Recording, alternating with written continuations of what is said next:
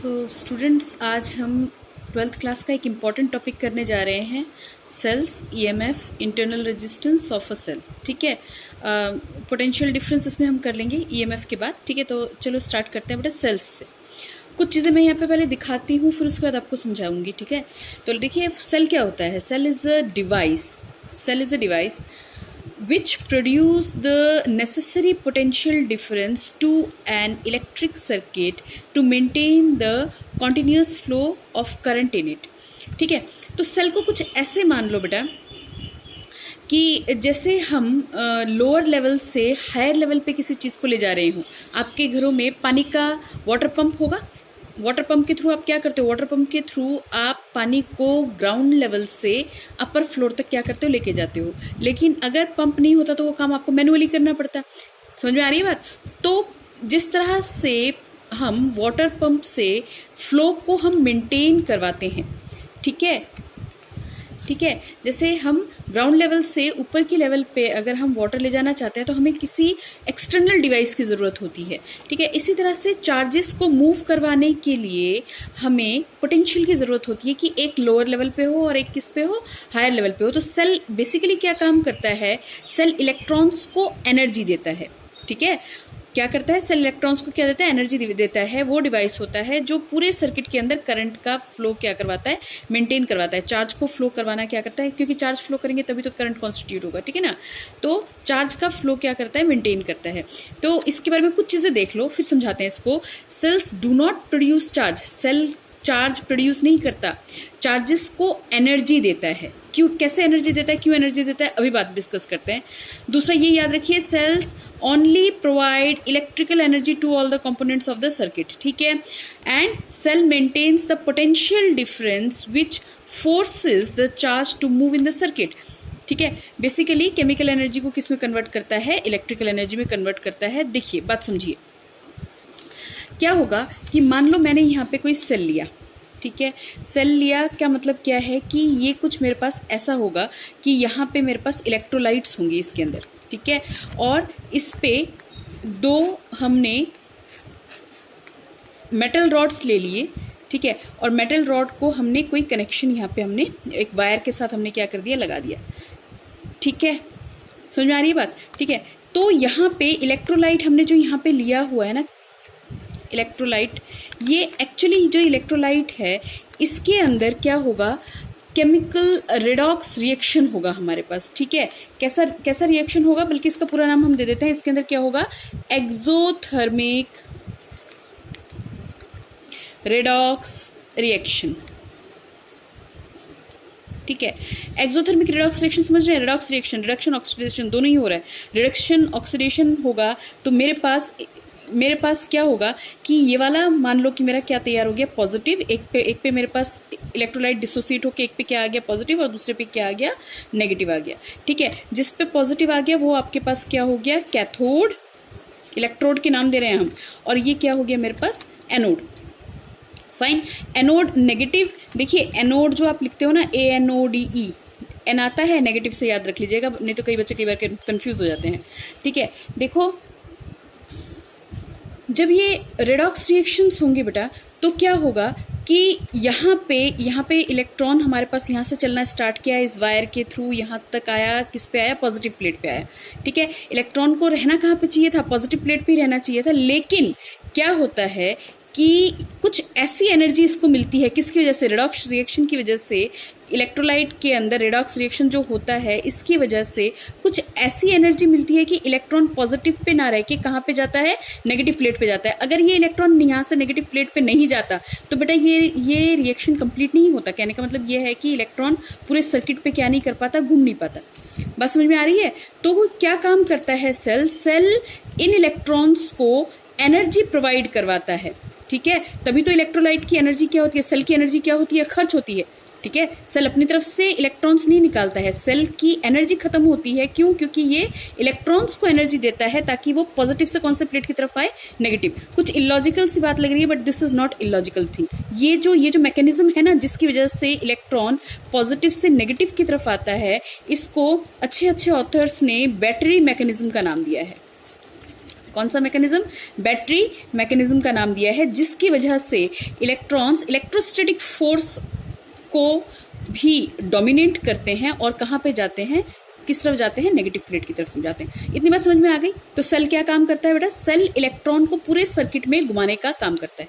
ठीक है, ठीक है ना। जब इलेक्ट्रॉन्स मूव करेगा यानी तभी तो हमारे पास क्या होगा? करंट उस सर्किट के अंदर होगा। तो this is the thing about the cell. इतनी बात आपको समझ में आ गई होगी, ठीक है ना बेटा। तो सेल, मैंने कुछ चीजें यहाँ पे आपको बता दी हैं। सेल क्या करता है? सेल हमारे पास किसी तरह का कोई चार्ज प्रोड्यूस नहीं करता। सेल सिर्फ मेंटेन करता है कि इलेक्ट्रॉन पूरे सर्किट में क्या करे? रिवॉल्व करे। ठीक है, सर्किट को क्या करता है? ये कंप्लीट करता है। ठीक, तो इसमें हमें क्या समझ में आया कि ये केमिकल एनर्जी को किस में कन्वर्ट करवाता है बेटा? इलेक्ट्रिकल एनर्जी में। ठीक है, इलेक्ट्रोलाइट डिसोसिएट हुए, इलेक्ट्रोलाइट्स ने एनर्जी किसको दी? इलेक्ट्रॉन्स को दिया, और इलेक्ट्रॉन इस तरह से पूरे सर्किट में हमारे पास क्या कर पाया? रोटेट कर पाया। सर्किट क्या हुआ? कंप्लीट हुआ। तो सेल की जरूरत पूरे सर्किट में करंट को फ्लो करवाने के लिए जरूरत होती है। ठीक, इतना समझ में आ गया? ठीक है, देखिए इसका पिक्टोरियल सिंबल देखिए, इसको दर्शाते कैसे हैं, दिखाते कैसे हैं? प्लस और माइनस से। ये जो लॉन्ग लाइन जो है that will show plus and small line minus. ठीक है, कैपेसिटर में दोनों हमने पैरेलल लाइंस लिए थे ना बेटा। ये तो वैसे भी तुमने 10th में पढ़ा होगा। कैपेसिटर में हमने क्या लिया था? Parallel line. यहाँ पे क्या ले लिया? एक प्लस और दूसरा क्या ले लिया? माइनस। चलो आ जाओ बात करते हैं बेटा ईएमएफ की। ईएमएफ एक बहुत इंपॉर्टेंट टर्म है। क्यों? क्योंकि यहाँ पे EMF that means electromotive force. ठीक है, मैंने लिखा नहीं, यहाँ पे लिख देती हूँ मैं, इलेक्ट्रोमोटिव फोर्स। ठीक है, इसका मतलब ये फोर्स नहीं है बेटा, ये उस वक्त की बात है जब ये कंसेप्ट क्लियर नहीं था। ठीक है, किसी वजह से इसको फोर्स बोल दिया, तो इसका मतलब ये नहीं है कि जैसा तुम दूसरे फोर्स पढ़ते हो वैसे इसको फोर्स पढ़ लो। इलेक्ट्रोमोटिव फोर्स एक्चुअली ईएमएफ का, हम सेल का जो इलेक्ट्रोमोटिव फोर्स होता है वो एक्चुअली क्या होता है कि potential difference between the terminals of the cell when no, ये बात ध्यान रखने वाली है, when no current is drawn from the cell. जब सेल से हम कोई करंट नहीं निकाल रहे हैं, यानी कि सेल में किसी तरह का कोई करंट हमारे पास नहीं है, करंट की हम वहाँ पे हमारे पास इलेक्ट्रॉन्स का, तो बेटा देखिए यहाँ पे ईएमएफ को हम डिफाइन कर रहे हैं। ईएमएफ कब होगा? जब ओपन सर्किट में होगा। ओपन सर्किट से मतलब क्या बेटा? आपने मान लीजिए कोई सर्किट तैयार किया, ठीक है, वायर लिया, रेजिस्टेंस यहाँ पे हमारे पास हो गया। ठीक है, यहाँ पे आपने क्या लगाया? सेल लगाया। बेटा ये रेजिस्टेंस यहाँ पे आप कुछ भी ले सकते हैं। यहाँ पे हो सकता है कि आपने बल्ब लिया हुआ हो, यहाँ पे आपने फैन लिया हो, यहाँ पे आपने मोटर लिया हो, कोई भी आपने अप्लायंस यहाँ पे लिया है, उसका रेजिस्टेंस है जिसको मैंने कैपिटल R का नाम दे दिया। मैंने यहाँ पे सेल लगाया और यहाँ पे हमारे पास हो गया बेटा की स्विच। ठीक है, सिंबल आपको पता ही है। ठीक है, ये कैसा है? ओपन है। ठीक है, इस वक्त जो इसमें इस यहाँ पे अब भी पॉजिटिव और नेगेटिव है बेटा। ठीक है, इस वक्त जो इसका पोटेंशियल है that is known as the EMF. बात समझ में आ रही है बेटा? बात समझ में आ रही है? ठीक है, तो ये हमारे पास क्या है? EMF of the cell. जब आप मार्केट से कोई सेल लेके आते हो तो उस वक्त मान लो उसके ऊपर अगर लिखा हुआ है आपके पास 1.5 वोल्ट, ठीक है, तो वो एक्चुअली क्या होगा? उसका ईएमएफ होगा। क्या होगा? उसका ईएमएफ होगा। ठीक है, क्योंकि उसको अभी तक आपने सर्किट में नहीं लगाया, आपने अपने रिमोट में नहीं लगाया, यानी वहां से आपको क्या नहीं मिल रहा? करंट नहीं मिल रहा। तो उस वक्त उसके ऊपर जो लिखा हुआ है ना, आप अपने सेल पे देखोगे तो 1.5 वोल्ट, वो उसका क्या होगा? ईएमएफ, जब उसको मैंने किसी सर्किट में नहीं लगाया। बात समझ में आ गई? ठीक है, ईएमएफ ये जो वर्ड है, मैं बार बार बोल रही हूँ कि this is a misleading word. कोई फोर्स नहीं होता है। इनफैक्ट ईएमएफ क्या होता है? ईएमएफ हमारे पास होता है work done in moving a charge, work done in moving a charge from positive to negative and again negative to positive. ठीक है, ठीक है, इसको मैं आगे और अच्छे से डिफाइन करूंगी। फिलहाल इतना याद रखिए कि ओपन सर्किट में जो पोटेंशियल डिफरेंस होता है टर्मिनल्स के बीच में, दो सिरों के बीच में, किसके? सेल के दो सिरों के बीच में, उसको हम क्या बोलते हैं? ईएमएफ बोलते हैं। ठीक है, नाउ ये मैंने ऑलरेडी आपको बता ही दिया है। ठीक है, ये मेरे पास एक्चुअली क्या होता है? फोर्स नहीं होता, लेकिन ये क्या होता है? Work done per unit charge. ठीक है, per unit positive test charge कर लो आप, पर यूनिट पॉजिटिव चार्ज। ठीक है, अच्छा, ईएमएफ ऑफ सेल इंडिपेंडेंट होता है साइज ऑफ इलेक्ट्रोड्स। अभी बताती हूँ कैसे। Distance between the electrodes and quantity of the electrolyte cell.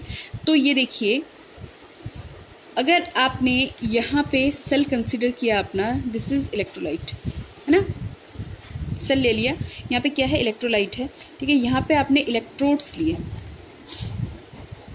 ठीक है।